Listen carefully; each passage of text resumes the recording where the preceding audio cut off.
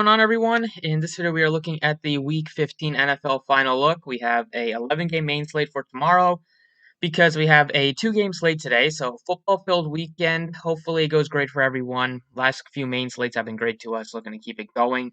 Last week was solid with Tyreek Hill and Calvin Ridley and Montgomery leading the way. A week before that had Darren Waller, who went nuts at very low ownership. So see what this Sunday brings. Hopefully, this 2-gamer also goes well. So got a lot to talk about. I already posted the 2-game video, so you can check that out if you haven't already. But lots to talk about for tomorrow. Let's get right into the video. So, as always, appreciate you guys to the like button on the video. Subscribe if you haven't already. It just helps me reach more people. You can follow me on Twitter at the DFS Process to stay more up to date. And if you want to join us, you can visit the website dfsprocess.net for today, tomorrow, rest of season for NBA, all the main sports that are going on right now. So starting off at quarterback for tomorrow, you have no surprise, it's Patrick Mahomes at the top at $7,900. He is going to New Orleans to face a pretty solid Saints defense, but with defenses don't really matter if you're playing Patrick Mahomes. We saw Jalen Hurts in his first NFL start go put up over 20 fantasy points against the Saints because he ran for a bunch of yards, but I definitely like Mahomes just because this game, now that Breeze is back on the Saints side, it seems more likely that it's going to be a shootout. If it was still Taysom Hill, you could see the Chiefs kind of just going in there and just having their way. But now that the Breeze is back, I could see a closer game and Mahomes having to throw a lot more. So I still like him a lot. I like him more than Lamar Jackson, than Russell Wilson, than even Kyler Murray. Murray has been slowed down a little bit the last few weeks. His rushing yards have also come down. He has like 15 yards in 2 out of 4 games, which is not great. Obviously, early in the season, he was just doing whatever he wants on the ground, but he's still been solid. He hasn't has a rushing touchdown in 4 straight weeks, but the passing touchdowns have been there. He has one of the best weapons in football with DeAndre Hopkins, so I feel like if you wanted to play him against the Eagles, you're getting him at one of the cheaper price tags he's been, so I don't really have a problem with it.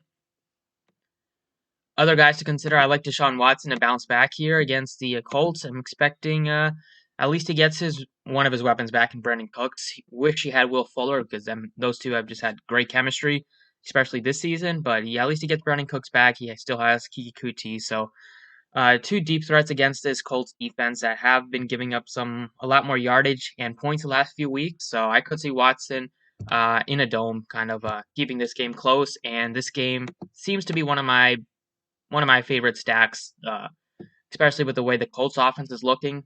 And now that they're getting T.Y. Hilton involved, now that they've kind of honed in on Jonathan Taylor as the main back, and you know exactly where the production is going to come from. On the Texans side, it seems to be a pretty easy game stack that you can put together. So definitely looking at Deshaun Watson at 68, another cheap price point. You could look to Ryan Tannehill at 67. You could look to go below 6K we'll get to, but in the 6K range, it's really Deshaun Watson and Tannehill. You could play Tom Brady, but I like the other two a little bit more, just with the way how inconsistent Brady has been this season. I don't think I need to go with Jared Goff or Kirk Cousins. Obviously, you're not playing Taysom Hill now. You could take a shot on Drew Brees at 59 in his first game back at home, but I'd rather go to like a Phillip Rivers or a Jalen Hurts. I think both of them look pretty solid. Rivers has been much better recently. He's having a pretty good season. Started off the season kind of shaky, but recently he's been good with the yardage and the touchdowns. Doesn't give you a ton of like a super high ceiling because he's not going to run for any yardage. That's why I'd rather take a shot on Jalen Hurts to have another strong week. Looked very good in his first start. It was a very tough matchup against the Saints, but he had 106 yards on the ground. He threw for 30 times. This one, it should be probably having him to throw a decent amount if they fall behind, which there's a chance they will, but definitely like Hurts just because he gives you a ton of rushing upside, and that's something that only a few quarterbacks have, and he's only $5,900 against a Cardinals team that has been kind of up and down all season, and right now they did get a win last week, but they've kind of been shaky over their past few. So definitely like Jalen Hurts at 59, and then if you wanted to take a shot on like these are just kind of punt plays. I'm not really thrilled about any of them, but you have like Trubisky against the Vikings, who was very good last week. against the Texans. He was playing pretty well against the Lions until that fumble that he had, but you could take a shot with Trubisky at only 55. You could potentially punt with Matt Ryan, but I think Hurts just gives you a lot of upside at a pretty cheap price point. So moving on to running back, you have Derrick Henry. He's a guy that has just been like kind of the bane of some DFS players' existence this season. I rarely play him because you need him to go nuts on the ground because he's not catching passes. Like it's tough for me to play him over like a Kamara now that Breeze is back, like $2,000 cheaper now that Breeze is back and Michael Thomas is out. Like if it's just tough for me to pay this much for a running back when you're not getting anything in the receiving department. But always you can make an argument for Derrick Henry. He's going to be popular this week. He has late breaking upside, but he also has like the chance to kill you if this game doesn't go according to plan. But I think, given everything, the way that he's looked recently, he is probably the best running back option. Second guy is going to be, for me, I think Kamara, then Cook. But I like Kamara a lot at $7,400. The price tag on him is down because when Taysom Hill was the quarterback, he wasn't getting really any targets. He got some last week against the Eagles with 10, but it's been like 3, 2, 1 in the other starts. But now that Breeze is back, without Michael Thomas, you can go back. You can see him going back to like 9, 13, 8, 8, 9 like targets and getting a bulk of the rushing carries. Should be able to have a very, very good game in a high scoring matchup against the Chiefs in this one. So I love Alvin Kamara at 7,400. Jonathan Taylor looks tremendous against the Texans, against that terrible rush defense. He has 3 straight weeks. He's kind of been the main guy at running back, so that is a great sign. He looked very good last week, so he's kind of even looks to earn a little bit more maybe playing time.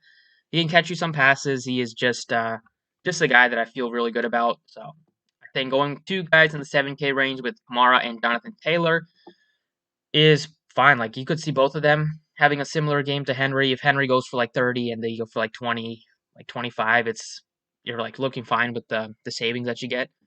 But Henry, if you want to play him, I'm definitely not going to stop you. I'd like these two way more than I like Robinson. Like I am not playing Robinson against the Ravens. They should be down. They should have to throw. I think Kamara and Taylor have a lot more touchdown upside. Montgomery, his price tag is up to 7K. He looks okay, but I like these two a little bit more. And then in the 6K range, you have a few guys. It's Cam Akers at 66 against the Jets. He has kind of emerged the last few weeks in getting all the touches at running back for the team. So project him for like 20 to 25 touches against the Jets defense. Should be a good spot for him. If Matthew Stafford is in, then I would make an argument for Swift. If Stafford is out, then definitely think that I wouldn't play Swift just because it'll be very tough for them to stay in that game without Stafford. Elliott's questionable. He's gonna play, but I'm not thrilled about it at 61. Could play him if you're feeling it, but with the questionable tag, with the fact that the 49ers still have an okay defense, especially against the rush, I will not be playing him. I think there's some better guys cheaper. Below 6K, Ronald Jones is out, so you have $4,500 Leonard Fournette being a really, really good play at a very cheap price point. Fournette is a guy to talk about because Bruce Arians isn't very happy with him. He kind of was a healthy scratch. I believe he was a healthy scratch last week, and that was because he was like dropping passes and just missing some assignments. But he said that he's gonna start against Atlanta. It's a spot where Atlanta's defense is pretty poor. He can catch you some passes, and I think they should be able to put up some points against the Falcons. So I like Fournette at only 4,500 on DraftKings PPR. You're not sacrificing a lot if he plays and gets you some catches. It's gonna be tough for him to fail unless he just like gets benched or if he like fumbles a football and doesn't play again. But I see him being a very good value play at only 4,500. So these are the 3 running backs that I feel pretty good about building a lineup around. I don't think I will need to touch on really anybody else. Like I like Kenyon Drake a little bit at 55.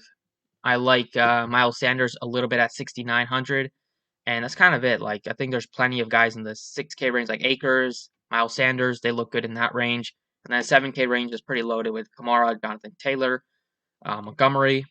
And then if you're going cheap, you have Leonard Fournette at only 4,500. So basically takes care of running back position. Moving on to wide receiver. Hurts, you can play him by himself because that's some of the beauty with some of these running quarterbacks. You don't have to stack him with a weapon. I think there is a guy that you could stack him with, and we'll touch on it. But at wide receiver, the guy would be Jalen Reagor at 44 if you wanted to stack him with a wide receiver. But you definitely do not need to. One of my favorite wide receivers this week is Calvin Ridley again. Without Julio Jones, he looked very good last week. He also could have had even a bigger game with Matt Ryan threw some pretty poor interceptions. Two of Matt Ryan's interceptions were intended for Calvin Ridley. One was in the end zone, and then one was on like a second or third down play down the sideline. So could have even had like a $150 with 2 touchdowns, or like a $170 with 2 touchdowns. But anyways, I like Ridley a lot against the Bucks. Their secondary has been super bad. They're going to have to throw the football a lot, and with that Julio Jones, I see Ridley commanding double-digit targets pretty easily in this one. So he's my favorite wide receiver. The second guy is Tyreek Hill. Hasn't let me down. Last week was great. Had a long carry for a touchdown. Had a long catch for a touchdown. He's been the best wide receiver in football for fantasy the last 5 weeks. I do not think a lot will change. Saints have a good defense. They have Marshawn Lattimore. But Tyreek Hill is just matchup proof. That entire offense is. So he's the second wide receiver that I'm looking at. The third is probably Hopkins. Fourth is Brown. Fifth is Metcalf. You have Allen Robinson up to 7,400. He's going to get a lot of targets because they don't have that many other good weapons. Trubisky has looked okay. Like, he looked a little bit better than Foles, so I like Robinson a little bit. It's a good spot against the Vikings. But you have some like cheaper options that you can consider, whether it be Brandon Ayuk without Deebo Samuel, probably going to miss the rest of the season. 16 targets, 9 targets, 14-10. He's been Nick Mullins' favorite target, so he looked pretty good at a cheap price point. You have Chris Godwin at only 6,200. You have Brandon Cooks at $6,000 against the Colts. So a lot of good plays there. One of the other guys I'm looking at is definitely T.Y. Hilton. So Hilton has kind of emerged the last 3 weeks. All 4 of his touchdowns have come the last 3 weeks. He's gotten 86, 110, 81 yards after being like not a factor at all earlier in the season. Like, we were just hoping that this would happen, and it has started to happen. It's another tremendous spot for him. He's always crushed against Houston, and he's at home. Phillip Rivers has it looks like they've kind of gotten on track and on the same page with them too, and he's kind of been the number 1 wide receiver that we all expected him to be heading into this season. So $5,500 against this terrible defense, I think Hilton looks like a really, really good play in that range. You have Marvin Jones. That would depend on Stafford. If he's in, I like him a little bit.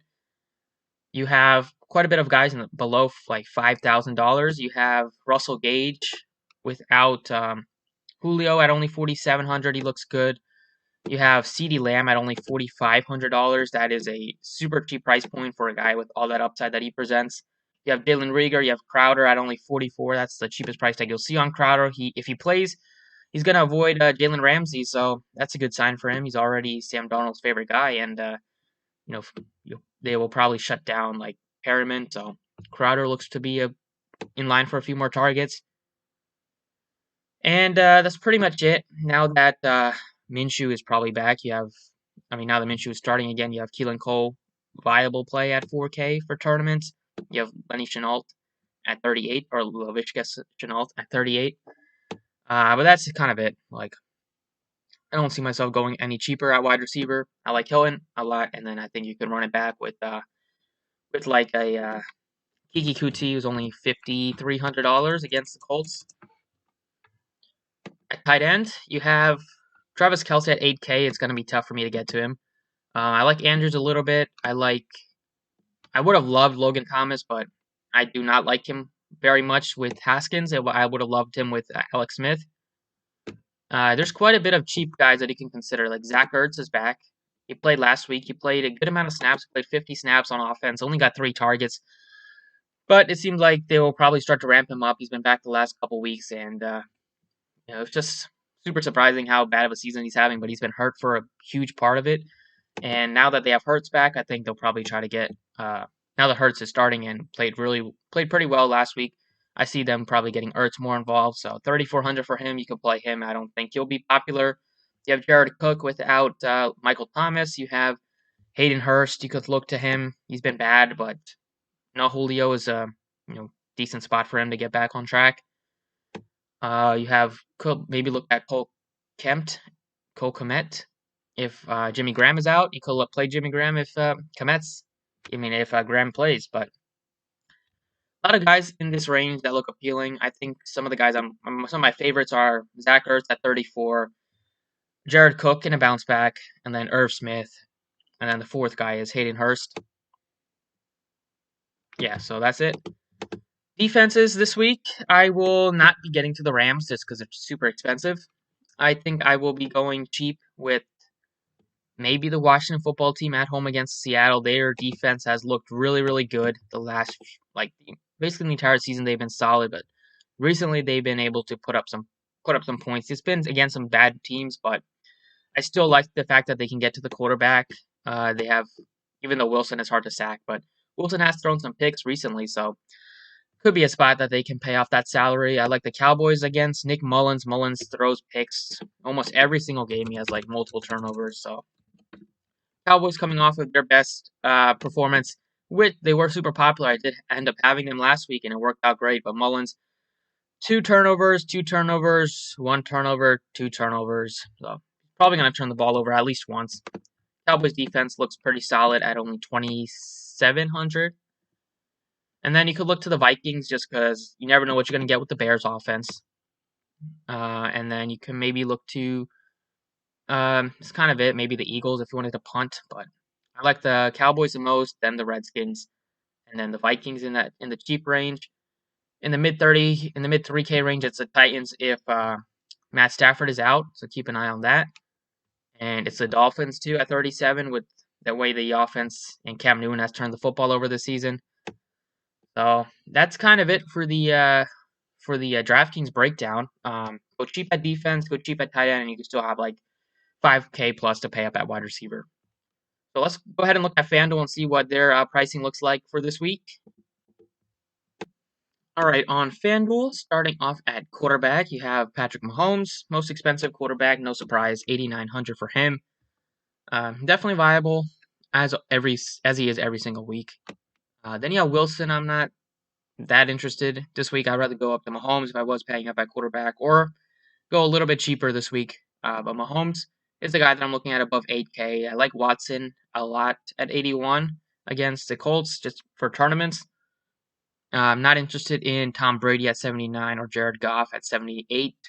I think Tannehill looks pretty good at 77, just depending on Stafford. If he's out, then I just don't think that he's going to have to throw a lot, so that kind of limits his ceiling. Matt Ryan, I'm not interested on FanDuel at 74. I'm not interested in Stafford, even if he plays. Obviously, he's banged up. Hasn't been great all season, in terms of winning upside in tournaments. Cousins, it looks not like the best play either at 72. You have guys below 7K. You have Jalen Hurts at 6,900. That's a really good play. You have Trubisky right at 7K if you want it to be a little bit different. And then you have Tua. That's a really deep tournament play. But I really like Hurts this week. Again, I think he's going to be able to have a pretty good game against the Cardinals anytime you get a running quarterback, especially with a guy like Hurts who will run for has a chance to run for 100 yards. That's going to help him, and that's going to open up so much for him on the offense. And it's going to open up a lot of play action passes. So I like Hurts. Could potentially have a monster game and get you 400 yards combined, whether it be on the ground, and through the air. Running back, Henry is 10-2 on FanDuel. I will not be playing him at that price point. Looks better on DraftKings. Last time you had a running back this expensive was Dalvin Cook, who ended up busting, and he was super popular. And I didn't play him that time, and I'm not going to play Henry at this time. So FanDuel, at least I will not be having Derrick Henry in there. When you have Alvin Kamara at only 78, you're saving $2,400 from Henry to Kamara. Gets Drew Brees back. No Michael Thomas at home in a dome. Everything just lines up great for Kamara to have a big game this week. And then I still love Jonathan Taylor at 74 against this Houston defense. Could see him breaking off another solid run, maybe another big run this week. And then you have Miles Sanders, who I like quite a bit at only 68. You have Cam Akers at 67. There are two other good running back plays in that 6K range I like. And then Fournette looks a little bit less appealing on FanDuel. He's $1,000 more expensive. You only get half a point per reception. And Bruce Arians even said that he's kind of lost some of his passing down work. So probably going to need some of those catches to come on first and second down. I think he looks much better on Draftkings. Wide receiver, Tyreek Hill is 93. He's my second favorite wide receiver this week. I like Calvin Ridley the most, then Tyreek Hill. And then on FanDuel, then it would be Hopkins, then Brown, then Metcalf. Ridley, just see him having like potentially 10 to 15 targets this week against the bad Bucks defense. If they get down, they're going to have to throw. They're not going to be able to run on this defense, especially with the way Todd Gurley has looked recently. So give me Calvin Ridley at 8,400, and then I will be gladly take that. Other guys to play at wide receiver on FanDuel that look somewhat appealing. Brandon Ayuk at 69 looks good. McLaurin doesn't look as good with Haskins as the quarterback, even though it's a really, really good spot, but I just don't trust Haskins' arm. I like Hilton at 68. I like Cooks a bit. Kiki Kuti is only 59, so you could play him, but I'll once again be going with T.Y. Hilton on FanDuel. Him and Ridley look really good based on their price tags and the matchup. And I like the Colts offense, especially Taylor and Hilton to run it back with them again this week.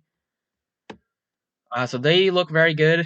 On FanDuel at tight end, you have Kelsey at 85. It's a pretty big price point, but best tight end, you're basically getting number one wide receiver production from a tight end, which is super rare. So play him if it can get to him.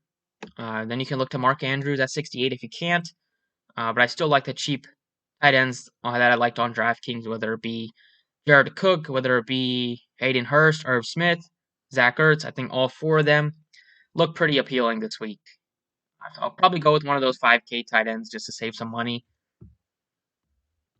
In the flex, you have on FanDuel, you have a lot more flexibility. So I think I might go with Miles Sanders here in the flex spot, whether it be Sanders or Cam Akers. Haven't decided. I think Sanders looks really good with Hurts in there because Hurts sometimes can get him some dump offs, which Wentz wasn't really doing. Got 5 targets last week. And Hurts is going to open up some of the running lanes because teams are going to have to, on those some of those RPOs are going to have to, check Hurts before they check Sanders. So I think Sanders has a lot more holes. And against his Cardinals defense, I think Sanders will be able to have at least a pretty decent game, as long as he kind of gets those touches, which you never know with Doug Peterson, but hopefully he kind of sticks with Miles Sanders and pounds the rock a little bit this game with him and Hurts. So these are the 6 pieces that I really like on FanDuel. Then you can go with a cheap tight end, cheap defense, and then pay up a little bit at wide receiver. So that's it for the video. This is the final look for Week 15. Thank you guys for watching. Hopefully you guys enjoyed if you made it to the end. Thank you, and best of luck this week.